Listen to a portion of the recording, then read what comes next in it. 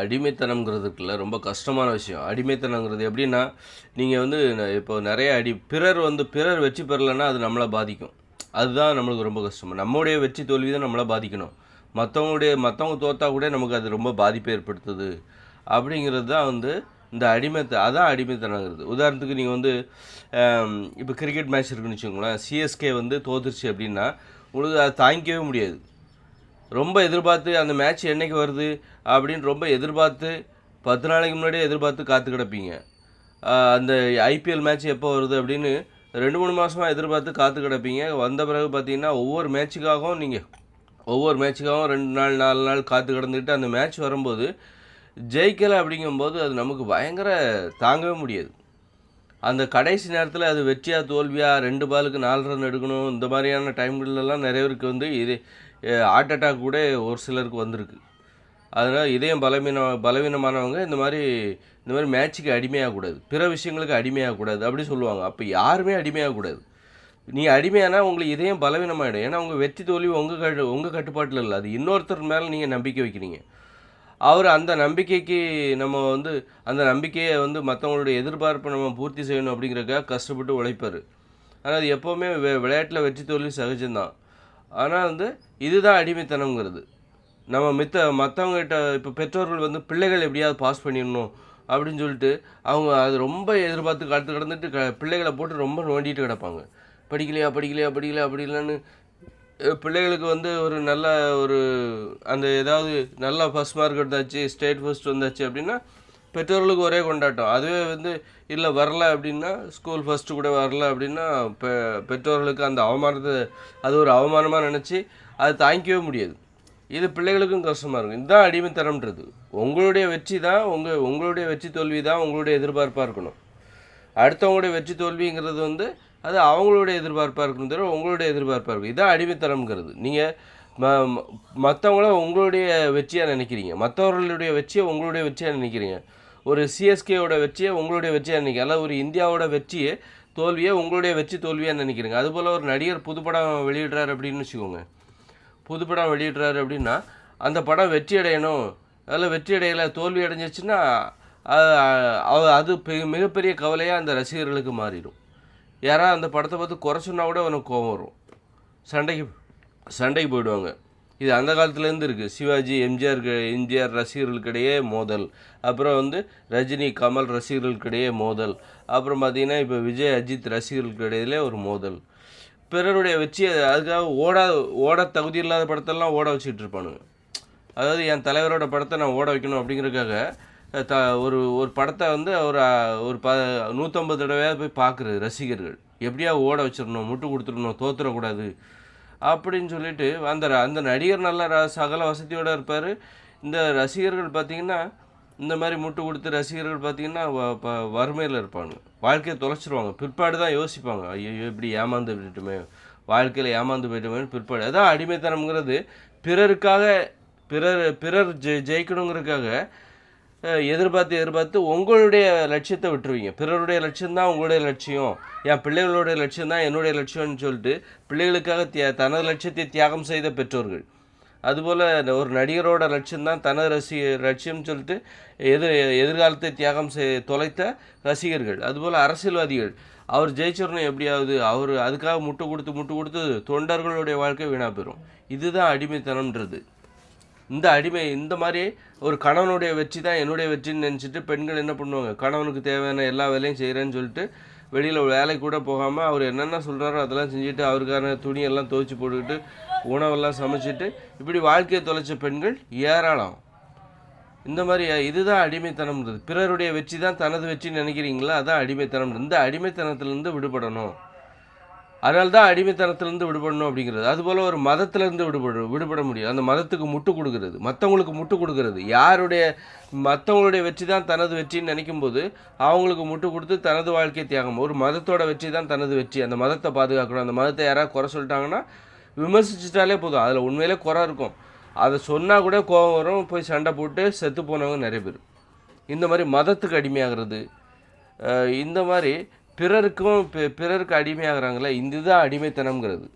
இந்த அடிமைத்தனத்திலேருந்து நாம் விடுபடணும். அப்போ தான் அது அப்போ அப்போ அப்படின்னா என்ன ஆகும்னா, நமக்கு ஒரு லட்சியம் இருக்கணும். இந்த மாதிரி யார் தெரியுமா மற்றவங்களுக்கு அடிமையாகுவாங்க. இப்போ ஒரு மதத்துக்கோ, ரசிகருக்கோ, அரசியல்வாதிக்கோ, ஒரு சிஎஸ்கேஓ அல்லது மும்பை இந்தியன்ஸ் இந்த மாதிரி பிறருக்கு இந்தியா கிரிக்கெட் டீமாக இருந்தால் கூட ஒரு இந்தியாவுக்கு அடிமையாகிறது. இதெல்லாம் ஒரு பார்வையாளராக இருந்து நீ பார்க்கணும். வெற்றியாக தோத்துட்டாங்களா, ஜெயிச்சிட்டாங்களா அப்படின்னு அப்போ அது ஒன்றுமே பண்ணக்கூடாது. போயிட்டே இருக்கணும். அதை முதல்ல அப்படின்னா அதை நம்ம பார்க்கவும் கூடாது. இப்போ ரொம்ப நேரம் செலவழித்து அதை பார்க்கவும் கூடாது. ஒரு மேட்சையே பார்க்கக்கூடாது. ரொம்பவும் அதிகமாக செலவழித்து பார்க்கக்கூடாது. நீ இன்னொருத்தருக்கு ரசிகராகவே இருக்காது. ஒரு சிஎஸ்கேக்கோ ரசிகராகவே இருக்காது. ஒரு சினிமா நடிகருக்கு ரசிகராகவே இருக்காது. நல்ல படம் வந்தால் பாரு. அதனால் ஒரு பார்வையாளராக எப்படி இருக்கிறது அப்படின்னா, நல்ல படம் வந்தால் பாரு. இல்லைன்னா அது யார் நடித்தா என்ன, யார் நடித்தாலும் சரி, எந்த மொழியில் நடித்தாலும் சரி, அது நல்ல படமாக இருந்தால் பார்த்துருங்க. ஏன் இந்த ஒரு மொழி அரசியலுக்குள்ளே மாட்டிக்கிட்டு மொழிக்குள்ளே மாட்டிக்கிட்டு இதில் தான் நான் வெளி படங்கள்லாம் பார்க்குறதில்ல, வேற்றுமொழி படம்லாம் பார்க்குறதில்ல அப்படின்லாம் இல்லாமல் நல்ல படம் எங்கே வந்தாலும் பார்ப்பேன். மோசமான படம் யாராக இருந்தாலும் அது பார்க்க மாட்டேன் அப்படிங்கிற மாதிரி நமக்கு ஒரு லட்சியம் வந்துச்சுன்னா நம்முடைய லட்சியத்தில் அதை சார்ந்த கடமைகளை செய்கிறதுக்கு நமக்கு நேரம் பத்தாதுங்க. அது அப்படி இல்லாதவங்க தான், லட்சியம் எதுவும் இல்லாமல் இருப்பவர்கள் தான் இந்த மாதிரி தனது எதிர்பார்ப்பு எல்லாத்தையும் இன்னொருத்தர் மேலே இறக்கி வைக்கிறது. அவங்களுடைய வெற்றி தான் எனது வெற்றி, அவர் ஜெயிச்சாருன்னா இவர் ஜெயிச்சா மாதிரி, அவர் சந்தோஷமாக இருந்தால் இவர் சந்தோஷம் மாதிரி அப்படின்னு நினச்சிட்டு இது எல்லாமே பார்த்தீங்கன்னா இவ்வளோ வெறியாக இருக்காங்களே. ஒரு ரசிகர்கள் ஏன் இவ்வளோ வெறியாக இருக்காங்க? அது வேறு ஒன்றும் இல்லை, அவங்களுடைய வெறி தான். அவங்க வாழ்க்கையில் அவங்க ஜெயிக்கணும், அந்த அந்த லட்சிய வெறி தான் இப்படி மாறிப்போச்சு, மடைமாற்றப்பட்டு விட்டது. அது அவ்வளோ அதான். அப்போ அவங்க தனக்குன்னு ஒரு லட்சியத்தை உருவாக்கணும். அப்படின்னா என்ன பண்ணணும்? பிற விஷயங்களை பார்க்கக்கூடாது. ரொம்ப அதாவது நல்லா இருந்தால் மட்டும்தான் ஒரு நடிகரோட படத்தை பார்க்கணும். நல்லா இல்லையா, அவர் யாராக இருந்தாலும் சரி, நல்லா இருந்தால் எந்த நடிகரோட படத்தையும் பார்க்கலாம், எந்த நாட்டு படத்தையும் பார்க்கலாம். இந்த மாதிரி ஒரு கொள்கை வச்சுக்கணும். யாருக்கும் முட்டு கொடுக்குற இந்த வேலையை வச்சுக்கூடாது. அப்போ நமக்குன்னு ஒரு வேலை இருக்கணும். நம்முடைய நேரங்கிறது நமக்கு முக்கியமாக இருக்கணும். நம்ம சும்மா இருக்கும்போது தான், நமக்கு லட்சியம் எதுவும் இல்லாமல் நமக்கு சும்மா இருக்கும்போது தான் இந்த மாதிரி லட்சியங்கள்லாம் வந்துடும். சும்மா எப்படி தான் இருக்கிறது. அப்போ நம்ம உடனே என்ன பண்ணுவோம்? ஐபிஎல் மேட்சை பார்ப்போம். உடனே அங்கே ஒரு லட்சியம் நம்ம உருவாயிரும். அங்கே சிஎஸ்கே ஜெயிக்கணும், நான் ஒரு சிஎஸ்கே ஃபேன் அப்படின்றவேன். அங்கே ஒரு லட்சியம் நமக்கு உருவாயிரும். அல்லது ஒரு சினிமா அடிக்கடி சினிமா பார்ப்பேன். அப்படிங்கும்போது ஏன்னா நான் சும்மா தானே இருக்கேன். அப்படி இருக்கும்போது நான் என் நேரத்தை, சும்மா இருக்கிற நேரத்தை எதையாவது போக்கணும்ல, கடத்தணும்ல. அப்படிங்கும்போது சினிமா பார்ப்பேன். சினிமாவில் ஒரு லட்சியம் வந்துடும், இவரோட படம் அடுத்து வரப்போகுது. அந்த மாதிரி அரசியலில் எனக்கு ஒரு லட்சியம் வந்துடும், பல பேர் லட்சியம் வந்துடும். அதாவது சினிமாவில் ஒரு லட்சியம் வந்துடும், ஒரு நடிகரில் ஒரு லட்சியம் வந்துடும், ஒரு கிரிக்கெட்டில் ஒரு லட்சியம் வந்துடும். இப்படி பல லட்சியங்கள் வந்துவிடும். அதற்குன்னு ஒரு நேரத்தை செலவழித்து அந்த நியூஸை படிச்சுட்டு இருக்கிறதுக்கு, அரசியலில் என்னாச்சு, யார் காய் நகர்த்துறாங்க, எப்படி யார் கூட்டணி வைக்க போகிறாங்க, இவங்க வச்சுக்கிட்டா நல்லாயிருக்கு, அது சார்ந்து நான் பேச ஆரம்பிச்சிருவேன். ஏன்னா நான் இப்போ சும்மா தானே இருக்கிறோம். அதனால சும்மா இருக்கிறவங்களோட பிரச்சனை தான் இது. அடிமைத்தனம்ங்கிறது யாருன்னா சும்மா இருக்கிறவங்க, தனக்குன்னு ஒரு லட்சியம் இல்லாதவர்கள் தான் இந்த மாதிரி ரசிகர்களுக்கும் நடிகர்களுக்கும் அரசியல்வாதிகளுக்கும் மதத்துக்கும் அல்லது கிரிக்கெட்டுக்கும் அடிமையாயிடுவாங்க. அது மிகப்பெரிய வலியை கொடுக்கும், ஏமாற்றத்தை கொடுக்கும். அதனால் ஜெயிச்சார் தலகால் புரியாது. அப்புறம் அதுவே தோல்வி அடைஞ்சிட்டா தாங்கிக் கொள்ள முடியாத இன்பத்தை கொடுக்கும். ஜெயிச்சாக்கா நாம் விரும்புகிற ஒரு நடிகர் ஜெயிச்சிட்டா தாங்கிக் கொள்ள முடியாத இன்பம். அதுபோல் நாம் விரும்புகிற ஒரு கிரிக்கெட் அணி ஜெயிச்சிச்சுன்னா தாங்கிக் கொள்ள முடியாத இன்பம். அதுவே தோத்துச்சுன்னா தாங்கிக் கொள்ளவே முடியாத ஒரு துன்பம். அதனால் தாங்கிக் கொள்ளவே முடியாத துன்பம் வேண்டாம் அப்படின்னா நீ தாங்கிக் கொள்ளவே முடியாத ஒரு இன்பத்தை நீ எதுக்கு வாங்குற? பேராசைக்கு ஆசைப்படாத. வெற்றி பெற்றால் மிகப்பெரிய இன்பமும், தோல்வி அடைந்தால் மிகப்பெரிய துன்பமும். மிகப்பெரிய துன்பத்தை பார்க்கும்போது தான் மிகப்பெரிய இன்பம் வேண்டாம் அப்படின்னு சொல்லணும். அப்போ மிகப்பெரிய துன்பம் உனக்கு வேண்டாம் அப்படின்னா, உன்னால் தோல்வியை தாங்கிக்க முடியலைன்னா மிகப்பெரிய இன்பத்துக்கு ஆசைப்படாத. அதனால் இன்னொருத்தர் மேலே நீ எதிர்பார்ப்பை வைக்காத. உனக்குன்னு ஒரு லட்சியம் உருவாயிடுச்சுன்னா நீ இன்னொன்றுக்கு அடிமையாக மாட்ட. ஏன்னா நீ உனக்கு ஒரு லட்சியம் இல்லைன்னா நீ பிறருக்கு அடிமையாகிற, பிற விஷயங்களுக்கு அடிமையாகிற. அது தோல்வி ஏற்படுத்துகிற பாதிப்பை ஒரு நாள் தாங்கிக்க முடியல, இதயம் பலமீனம் ரொம்ப பாதிக்கப்படுது, கஷ்டமாக இருக்குது. அப்படிங்கும்போது நம்ம இதில் ரொம்ப கவனமாக இருக்கணும். இதெல்லாம் எனக்கு ஒரு சிஎஸ்கே ஜெயிச்சா என்ன, தோத்தா என்ன, அல்லது ஒரு நடிகர் அவரோட படம் ஓடினா என்ன, ஓடலாம் என்ன, இந்த அரசியல் கட்சி ஜெயிச்சா என்ன, தோத்தா என்ன, ஒரு நல்ல அரசியல் கட்சி எதுவாக இருந்தாலும் சரி அதை நம்ம வரவேற்க கற்றுக்கணும். ஒரு நல்ல படம் யார் நடித்தா என்ன, அதை வரவேற்க கற்றுக்கணும். ஒரு நல்ல அரசியல்வாதி ஆட்சி பண்ணணும். அது யாராக இருந்தாலும் ஓகே, எந்த கட்சியாக இருந்தாலும் ஓகே.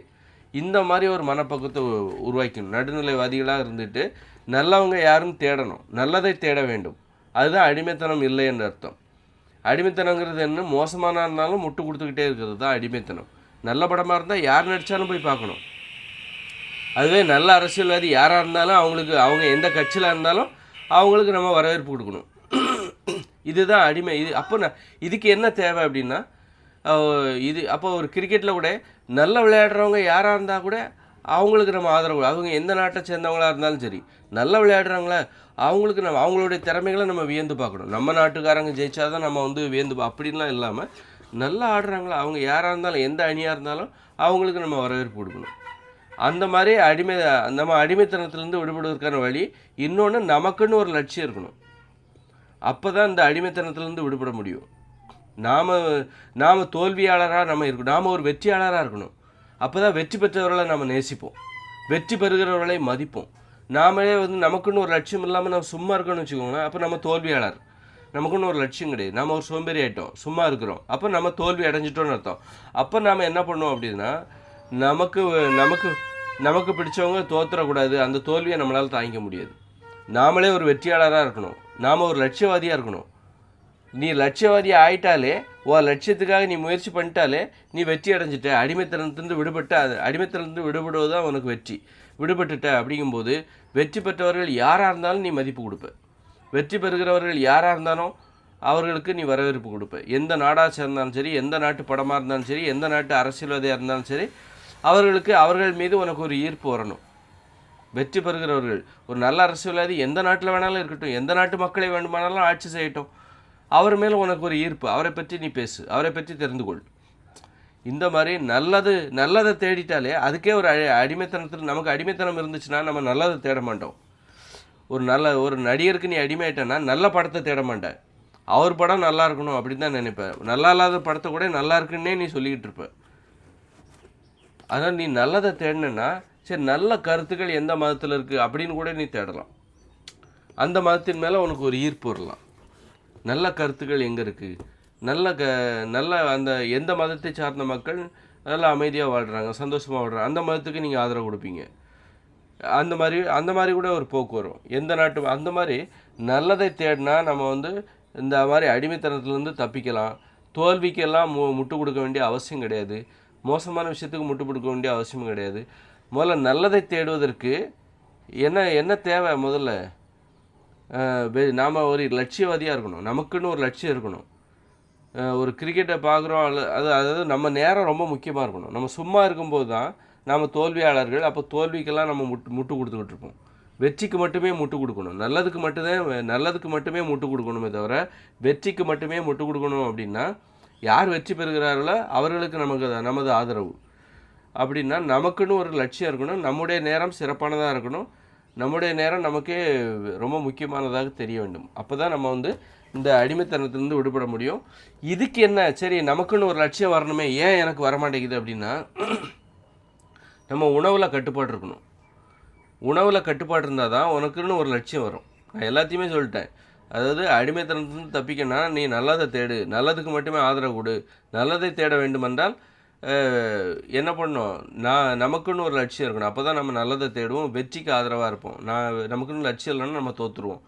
சரி, நமக்குன்னு ஒரு லட்சியத்தை எனக்கு ஏன் உருவாக மாட்டேங்குது அப்படின்னா, உங்களுக்கு உணவில் கட்டுப்பாடு இருக்கணும். உணவில் கட்டுப்பாடு வந்துட்டாலே நீங்கள் நல்லதை தேட ஆரம்பித்து விடுவீர்கள். நீங்கள் நல்லதுக்கு மட்டுமே முட்டு கொடுப்பீங்க. நல்ல விஷயம் எங்கே இருந்தாலும் அதுக்கு ஆதரவு கொடுப்பீங்க. மோசமான விஷயமா இருந்தால் அதுக்கு நீங்கள் ஆதரவு கொடுக்கணும். அப்போ அதுக்கு உணவில் கட்டுப்பாடு தேவை. நீங்கள் சும்மா கண்ட உடலுக்கு தீங்கு தருகிற உணவுகளை சாப்பிட்டீங்கன்னு வச்சுக்கோங்களேன், நீங்கள் அழிவுக்கு சாதகமாக இருக்கீங்க, தோல்விக்கு சாதகமாக இருக்கீங்கன்னு அர்த்தம். நீங்கள் பரோட்டாலாம் சாப்பிட்றீங்க, பிரியாணி, அப்புறம் ஃப்ரைட் ரைஸு, இந்த மாதிரியெல்லாம் சாக்லேட்டு, பப்ஸு, பேக்கரி உணவு இதெல்லாம் சாப்பிட்றீங்கன்னா நீங்கள் அழிவுக்கு சாதகமாக இருக்கீங்க, தோல்விக்கு சாதகமாக இருக்கீங்க. உங்கள் வாழ்க்கை தோற்று போயிடும், நோய் வந்துடும். அப்போ நீங்கள் தோற்று போயிடுவீங்க, சீக்கிரமாக இறந்து போயிடுவீங்க. அப்போ நீங்கள் தோல்வியின் ஆதரவாளராக இருக்கீங்க அப்படின்னு அர்த்தம். அப்போ உணவுலேயும் ஒரு வெற்றி இருக்குது, நல்ல விஷயம் இருக்குது. உணவில் நல்ல விஷயம் தேடினீங்க, நல்ல விஷயத்தை தேடுங்க. அப்போனா நீங்கள் வாழ்க்கையில் நல்ல விஷயத்தை தேடுவீங்க. உணவில் நல்ல விஷயத்தை தேடலை அப்படின்னா நீங்கள் சாப்பிட்ற பரோட்டா, சிகரெட்டு, தண்ணி, அப்புறம் பார்த்தீங்கன்னா தண்ணி அடிக்கிறீங்க, அப்புறம் பார்த்தீங்கன்னா பப்ஸு, பஜ்ஜி, இந்த மாதிரி உணவில் நோயை தருகிற விஷயங்களை உணவில் தேடுறீங்கன்னா இது ஒரு தேடல். உணவுங்கிற ஒரு தேடல் தானே. அடுத்து நம்ம என்ன சாப்பிடலாம் அப்படின்னு நம்ம தேடுவோம்ல. நமக்கு பிடிச்சது தானே சாப்பிடுவோம். உங்களுக்கு பிடிச்சது கெட்டதாக இருந்துச்சுன்னா அப்போ அதே மாதிரி தான் நீங்கள் எல்லா விஷயத்துலையுமே தேடுவீங்க. கெட்டதை தான் தேடுவீங்க. இந்த வாழ்க்கையில் கெட்டது எது, உங்களுக்கு எது கெட்டது, உங்களுக்கு பாதிப்பை ஏற்படுத்தக்கூடியது எது, அவங்க தான் இந்த மாதிரி அடிமையாயிடுவாங்க. பிறருக்கு அடிமையாயிடுவாங்க. பிறருக்கு அடிமையானா அவ்வளோதான், நீங்கள் முன்னேற முடியாது. அவங்க தான் முன்னேறுவாங்க. யாருக்கு நீங்கள் அடிமையானீங்களோ அவங்கள தான் அவங்க. அப்போது நீங்கள் உணவில் நல்ல விஷயத்த தேடினீங்கன்னா இது எது சாப்பிடக்கூடாதுப்பா, உனக்கு பரோட்டா ரொம்ப பிடிக்கலாம் ஆனால் அதை சாப்பிடக்கூடாது. அதுபோல் பிரியாணி, இதெல்லாம் biryani, fried rice, puffs, bakery உணவுகள் இதெல்லாம் உங்களுக்கு ரொம்ப பிடிக்கலாம் ஆனால் சாப்பிடக்கூடாது. இந்த மாதிரி உங்கள் ஆசைகளை கட்டுப்படுத்துறீங்க பாருங்கள். உங்கள் நல்ல விஷயத்தை நோக்கி போகிறதுக்காக கெட்ட விஷயத்தை நோக்கி போகிற அந்த ஆசையை கட்டுப்படுத்தி நல்ல விஷயத்தில் திருப்புறீங்க பாருங்கள். அப்போது உங்களுக்கு வந்து என்னாகும், நல்ல விஷயத்தை திருப்பும்போது அப்போது நீங்கள் நல்லது தான் தேடுவீங்க. இந்த உலகத்தில் எங்கெல்லாம் நல்லது இருக்கோ, ஒரு தமிழ்நாடு தான் எனக்கு அப்படின்னா எனது தேடல் தமிழ்நாட்டோடு முடிஞ்சு போகுது. நல்ல விஷயம் உலகத்தில் எங்கே இருந்தாலும் நான் தேடுவேன்ப்பா அப்படின்னு சொல்லி உலகம் முழுக்க நீங்கள் தேட ஆரம்பிச்சிருவீங்க. அதனால் உணவில் கட்டுப்பாடு இருந்தால் தான் உங்கள் லட்சியத்தில் உங்களுக்கு லட்சியமே உருவாகும். உணவில் கட்டுப்பாடு இல்லாமல் லட்சியத்தை அடையவே முடியாது, லட்சியத்தை உருவாக்கவே முடியாது. நிறைய பேருக்கு லட்சியம் இல்லாமல் பிறருக்கு அடிமையாக இருக்காங்க. நடிகர்களுக்கு அடிமையாக இருக்கிற அதை பார்த்தாலே நமக்கு ஒரு கோமாளித்தனமாக இருக்குல்ல. ஒரு நடிகருக்கு முட்டு கொடுக்குறது, ஒரு நடிகர் அவரை பற்றி குறை சொன்னால் இவருக்கு சண்டை, இவருக்கு கோவம் வருது, இவரை பற்றி குறை சொன்னால் அவனுக்கு கோவம் வருது. நடிகர்களுக்கு முட்டு கொடுத்துக்கிட்டு எங்கள் தலைவர் இந்த படத்தில் சூப்பராக நடிச்சிருக்காரு அப்படி இப்படின்னு சொல்லிட்டு என்னடா இது பைத்தியகாரத்தனமாக இருக்குது. அப்போது இந்த பைத்தியகாரத்தனமான ஒரு பைத்தியமாயிட்டாங்க.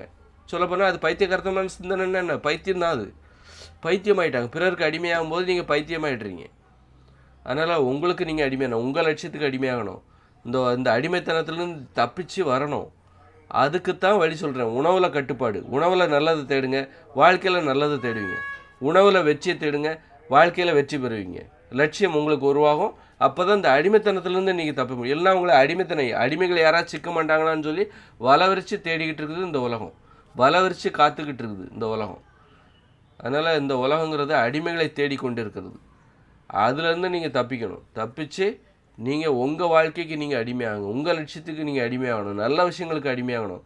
அது எங்கேருந்து ஆரம்பிக்குது, உணவில் இருந்து தான் ஆரம்பிக்குது. உணவில் நீங்கள் கெட்டதை தேடினீங்கன்னா அழிவை தேடி உணவின் மூலம் நீங்கள் அழிவை தேடினா உங்கள் வாழ்க்கையில் நீங்கள் எந்த விஷயத்துலையும் அழிவை தான் தேடுவீங்க. உணவில் அழிவை தேட மோசமான உணவில் சாப்பிட்டீங்கன்னா உணவுகளில் நீங்கள் அழிவை தேடுகிறீர்கள். பரோட்டா சாப்பிட்றது, அதை சாப்பிட்றது, இதெல்லாம் சாப்பிட்டீங்கன்னு வச்சுக்க, இப்போ சிகரெட் பிடிக்கிறது, மதுபானம் அருந்துறது, அப்போ நீங்கள் உங்கள் உணவு பழக்கம் இருக்குல்ல, இந்த மதுபானமும் ஒரு வகையான உணவு தானே. வயிற்றுக்குள்ளே போய் அது வயிறு நிரப்ப தானே செய்யுது. அப்போ அது உணவு தானே. அப்படி இருக்கும்போது உணவில் நீங்கள் அழிவை தான் தேடுறீங்க.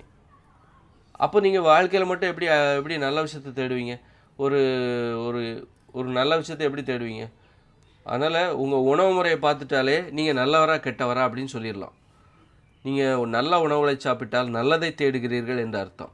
நான் டீ குடிக்க மாட்டாங்க, வெள்ளை சீனி சேர்த்துக்க மாட்டேன் அப்படின்னா இவர் நல்லதை தேடுறாரு அப்படின்னு அர்த்தம்.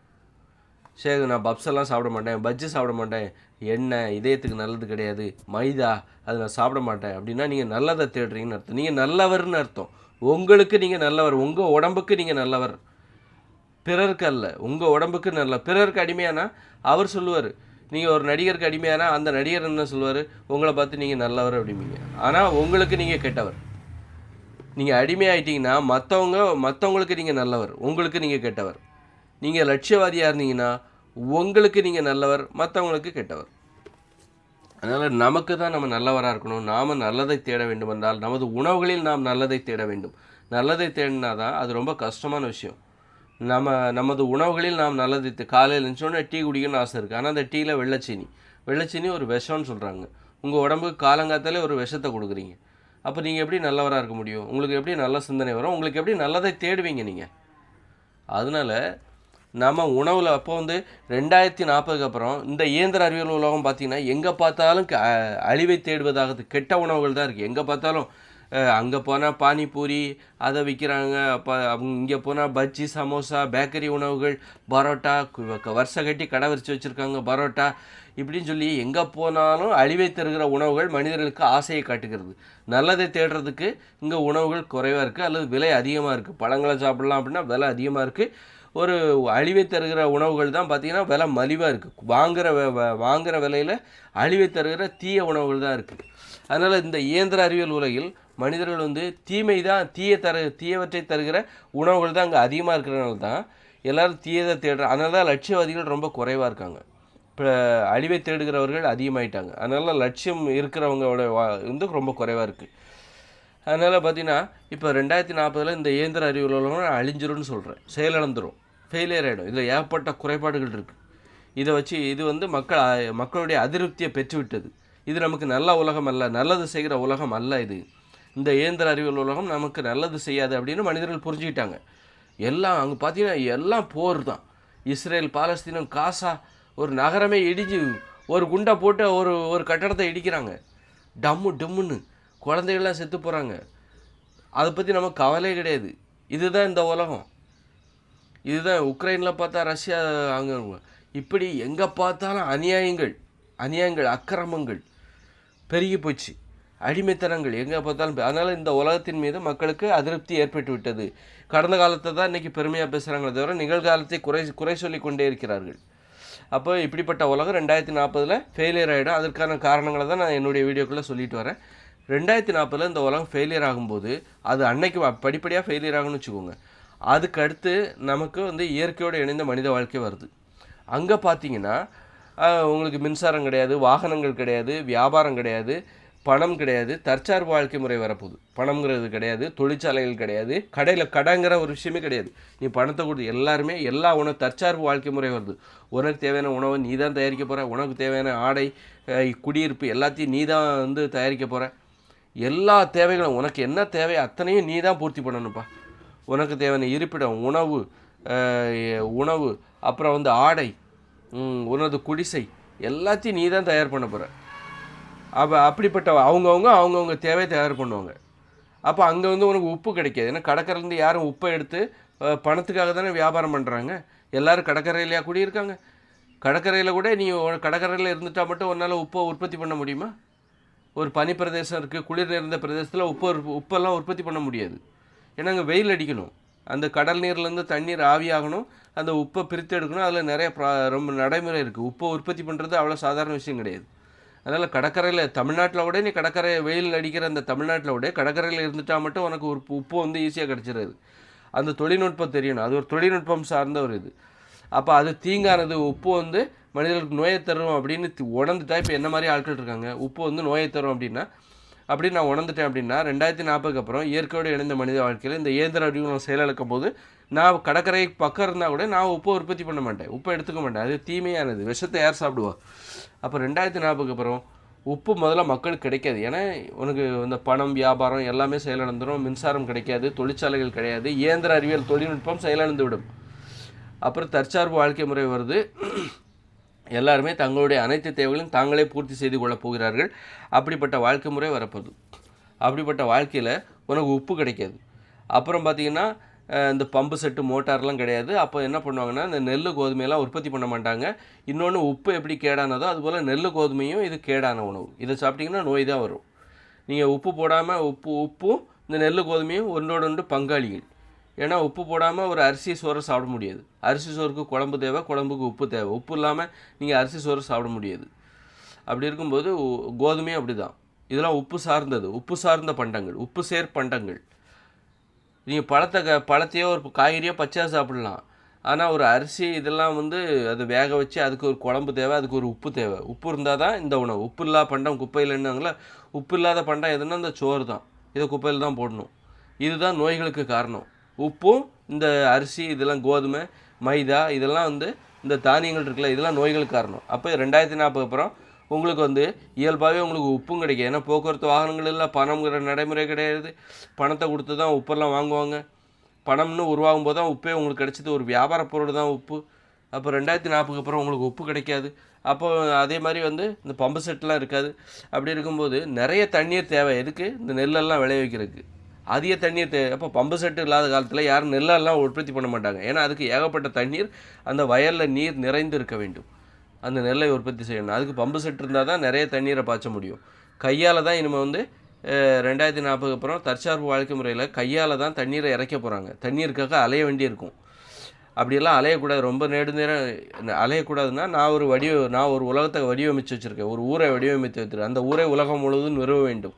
அப்படின்னா நீ தனி கஷ்டப்பட மாட்ட. அப்படியே எதிர்கால உலகத்துக்கு இப்போவே நான் தயாராக எல்லாத்தையும் என்னை பின்பற்றுங்க. அது மாதிரி அப்படி இருக்கும்போது அப்போ நீங்கள் வந்து தற்சார்பு வாழ்க்கை முறை 2040க்கு அப்புறம் வரப்போகுது. அப்படி இருக்கும்போது அந்த தற்சார்பு வாழ்க்கை முறையில் உனக்கு உப்பு கிடைக்காது. நீ நல்ல விஷயந்தான் உனக்கு கிடைக்கும். உப்பு கிடைக்காதனாலே உனக்கு அரிசி கிடைக்காது. உப்பு கிடைக்காது, அரிசி கிடைக்காது, பம்பு செட்டு கிடையாது, இயந்திர அறிவியல் தொழில்நுட்பம் கிடையாது, உன்னால் நெல்லை உற்பத்தி பண்ண முடியாது. அப்போது உனக்கு எளிதாக குறைவாக தண்ணீர் தேவைப்படுகிற ஒரு உணவுப் பொருளை தான் நீ உற்பத்தி பண்ணுவோம். அப்படின்னா அந்த உணவுப் பொருள் என்னவாக இருக்கும்? காய்கறிகளுக்கு குறைவான தண்ணீர் போதும், பழங்களுக்கு குறைவான தண்ணீர் போதும். இதைத்தான் இனிமேல் பண்ண போகிறாங்க. எளிய விவசாயம், எளிமையாக குறைவான தண்ணீர் தேவைப்படுகிற ஒரு எளிய விவசாயத்தை தான் எதிர்காலத்தில் பண்ண போகிறாங்க. அப்படி இருக்கும்போது பம்பு செட்லாம் இல்லாத போது எளிமையான விவசாயம். அப்போ அந்த உணவுகள் எல்லாமே நல்லது செய்யக்கூடியவை.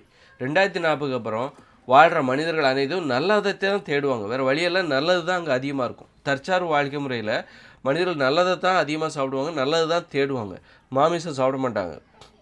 மாமிசம் சாப்பிட்றது ஏன்னா வந்து நீங்களே இப்போ மாமிசங்கிறது வேட்டையாடி உண்ணுறது. இப்போ நீங்கள் வளர்க்குற ஆடு மாட்டை நீங்களே கொல்ல மாட்டீங்க. கடந்த காலங்களில் கூட 30-40 வருஷத்துக்கு முன்னாடி இந்த மாமிசம் உண்ணுகிற வழக்கம்லாம் குறைவு.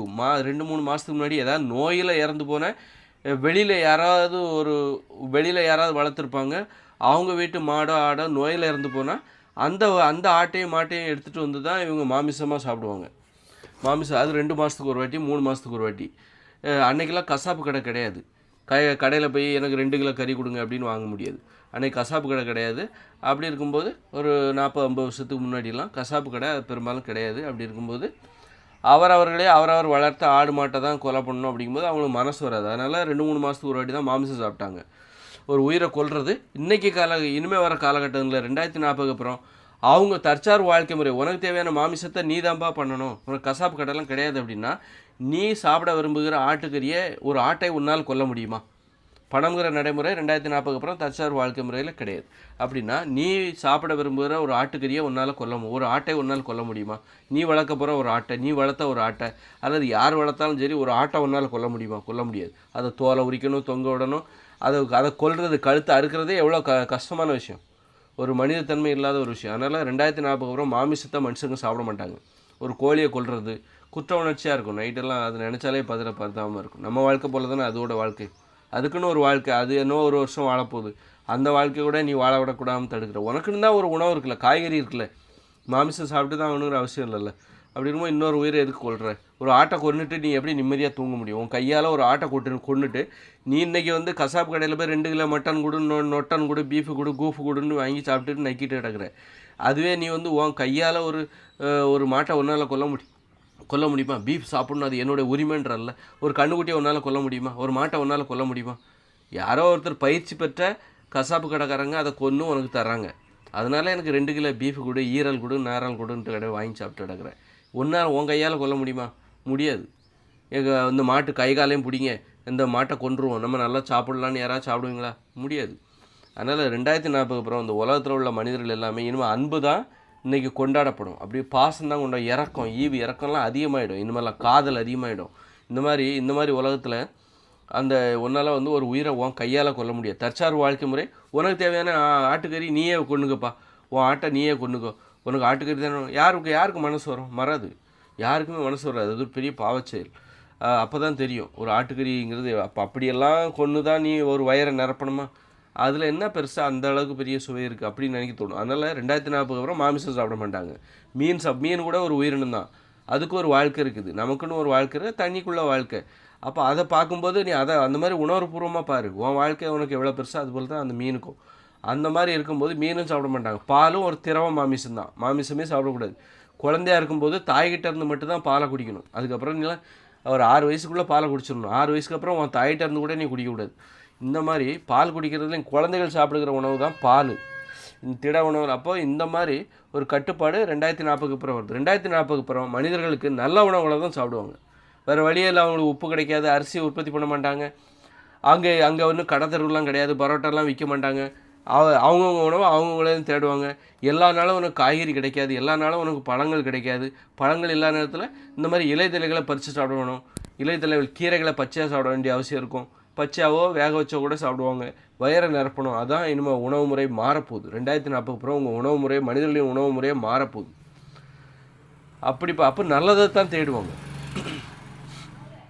நல்லதை தான் தேட போகிறாங்க. இப்போ கடந்த காலங்களில் கூட வறுமையில் இருந்த வறுமைங்கிறது அறியாமை தான். வறுமைங்கிறது ஏன்னா உனக்கு பசிச்சுன்னா இலைத்தலைகளை சாப்பிட்ருக்கலாமே. கடந்த காலங்களில் வறுமையில் பசி பஞ்சத்தில் இருந்திருப்பாங்க. அப்போ நீ கீரையை சாப்பிட்ருக்கலாமே. பச்சையாக கூட கீரையை பறித்து சாப்பிட்ருக்கலாம். கீரை கூடவா ஓப்பா உனக்கு இல்லாமல் போச்சு. இலைத்தலைகளை சாப்பிட்ருக்கலாம். சாப்பிட வேண்டிய இலைத்தலைகளை சாப்பிட்ருக்கலாம். ஏன் சாப்பிடல அப்படின்னா நீ சுவைக்கு அடிமையான. அதனால தான் அந்த மாதிரி உணவுகள் உன் கண்ணுக்கு தெரியல. அதனால தான் உனக்கு வறுமை ஏற்பட்டது. நீ உப்பு கலந்து சமைக்கப்பட்ட இந்த கேழ்வரகு, கோழி, கேப்பை, தினைன்னு சொல்லிட்டு இந்த மாதிரியான உணவுகள் உன்னை சுவைக்கு அடிமைப்படுத்தி நம்ம சாப்பிட வேண்டிய நிறைய உணவுகளை நம்ம கண்ணுக்கு காட்டாமல் விட்டுருது. இப்போ எதிர்காலத்தில் உனக்கு உப்பு கிடைக்காது, அதனால் உணவு முறையை மாறப்போகுது. நீ கீரைகளை சாப்பிட, எல்லா நாளும் உனக்கு பழங்கள் கிடைக்காது, மாமிசம்லாம் சாப்பிட மாட்டாங்க சொல்லிட்டேன். அதுபோல் எல்லாம் நீ காய்கறிகளை சாப்பிடுவேன், பழங்களை சாப்பிடுவேன், பழங்களும் காய்கறிகளும் கிடைக்காதனால இலைத்தலைகளை சாப்பிடுவேன். இலைத்தலை சாப்பிட்டாகணும்ல, வயிறு நிரப்பியாகணும்ல. அப்போ அதில் ஒரு போட்டி. நல்லா சாப்பிட்டா தான் நல்லா உடம்பு வரும், இல்லைன்னா நோஞ்சாயிடும். அப்படிங்கிறதுனால எதெல்லாம் சாப்பிட முடியுமோ எல்லா நாளும் உனக்கு காய்கறி கிடைக்காது, பழங்கள் கிடைக்காது, எதெல்லாம் சாப்பிட முடியுமோ அதெல்லாம் சாப்பிட்டுட்டு வேட்டையாட மாட்டாங்க. எக்காரணம் கொண்டும் இன்னொரு உயிரை கொன்று சாப்பிட மாட்டாங்க. இந்த மாதிரி கொள்கை, இது ஒரு கொள்கை. இப்போ நான் மாமிசம் சாப்பிட மாட்டேன் அப்படின்னா நான் மட்டும் தற்சார்பு வாழ்க்கை முறைக்கு போயிட்டேன்னா எனக்கு உணவு பசியில் நான் ஒரு உயிரை கொல்லுவேன், நான் கொல்ல மாட்டேன். ஏன்னா ஒரு உயிரை கொல்றது பாவம், ஒரு முயலை கொல்றது பாவம். அது மாதிரி அதே நேரத்தில் ஒரு எலியை கொல்றதும் பாவம் தான். ஆனால் எலியை ஒரு பூனை வேட்டையாடி விடும், அதனோட உணவு. அதை போய் நம்ம தடுக்க வேண்டிய அவசியம் இல்லை, அதனால் எலி நமக்கு தொந்தரவு. அப்போ எலியை வேட்டையாடுகிறதுக்கு பூனை இருக்கிறது. பூனையை நம்ம வீட்டில் வச்சு வளர்க்க வேண்டாம். வீட்டில் வச்சு வளர்த்தா அதோட வேட்டையாடுகிற அந்த எலிக்கு நாம் தான் பொறுப்பு. அதனால் பூனைகளை அப்படி காட்டு பூனைகளாக வளர்த்துருங்க. அது நமக்கு ஒன்றும் இடையூறு, நம்மளை பார்த்தா பயந்தான் ஓடும். ஆனால் எலிகளே அது வேட்டையாடி விடும். இந்த மாதிரி எதிர்காலத்தில் நல்ல உணவுகள் தான் உங்களுக்கு கிடைக்கும்னு நான் சொல்ல வரேன். எதிர்காலத்தில் 2040 அப்புறம் நீங்கள் நல்ல உணவுகளைத்தான் நீங்கள் சாப்பிடுவீர்கள், நல்ல உணவுகளை தான் தேடுவீர்கள், நல்லதை தேடுவீர்கள். அப்போ எல்லாருமே நல்லதை தேடணுன்னா நீ லட்சியவாதியாக இருக்கணும். எல்லாருமே 2040 இந்த உலகம் முழுக்க அத்தனை பேரும் லட்சியவாதியாக இருப்பாங்க. மற்றவங்களுக்கு அடிமையாக இருக்க மாட்டாங்க. மற்றவங்களுடைய லட்சியம் தான் தனது லட்சியம் அப்படின்னு சொல்லி, மற்றவங்களுடைய வெற்றி தான் தனது வெற்றி, மற்றவங்களுடைய தோல்வியை தனது தோல்வி அப்படின்னு மற்றவங்களாம் எதிர்பார்க்க மாட்டாங்க. 2040 அப்புறம் தற்சார்பு வாழ்க்கை முறை வரப்போகுது. அற்புதமான அதனால் எதிர்காலத்தை பற்றி நீங்கள் பயப்படாதீங்க. 2040 அப்புறம் கொஞ்சம் கையை காலை மடக்கிட்டு கொஞ்சம் அமைதியாக இருக்க பழகுங்க, கொஞ்சம் பொறுமையாக பாதுகாப்பாக இருக்க பழங்க. 2040 வரைக்கும் கொஞ்சம் போர் அந்த மாதிரிலாம் ஈடுபடாமல் கொஞ்சம் காலம் மாறும்போது எல்லாமே மாறும், நமக்கு விடிவு கிடைக்கும். அது வரைக்கும் உயிரோடு இருப்போம். 2040 அப்புறம் வரப்போகிற இந்த உலகத்தை நம்ம பார்க்குறதுக்கு உயிரோடு இருக்கணும். அதனால் கொஞ்சம் பாதுகாப்பாக இருங்க, போர்களில் ஈடுபடாதீர்கள். 2040 அப்புறம் இப்படி ஒரு உலகம் வருது அப்படின்னு தெரிஞ்சு நீ ஒத்துக்கிட்டாலே உன் வாழ்க்கையில் அமைதி கிடைக்கும். இந்த மனிதர்களுக்கு அமைதி, இந்த பூமியில் அமைதி கிடைக்கும். அந்த செய்தியை அந்த அமைதியை தருகிற அந்த செய்தியை சொல்லுகிற ஒருவனாகத்தான் நான் இருக்கிறேன்.